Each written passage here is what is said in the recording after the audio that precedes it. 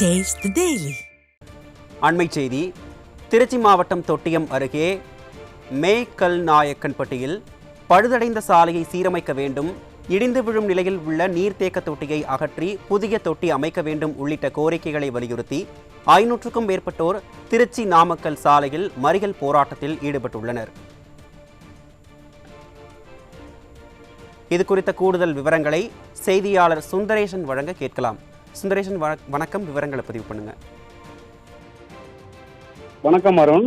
திருச்சி மாவட்டம் தொட்டியம் அருகே நாகேநல்லூர் கிராமம் அமைந்துள்ளது.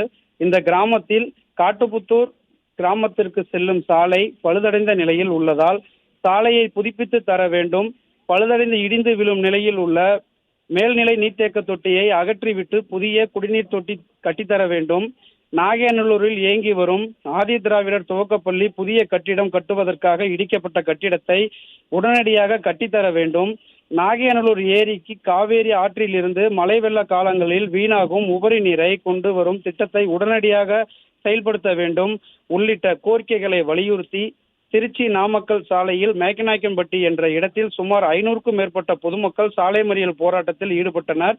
இதையடுத்து முசிறி கோட்டாட்சியர் ஆரமுத தேவசேனா, தொட்டியம் தாசில்தார் Sekkalar, Musiri police inspector DSP Sureshkumar, Thottiyam police inspector Gnanasekar ஆகியோர் பொதுமக்களிடம் சமாதான பேச்சுவார்த்தை நடத்தினர்.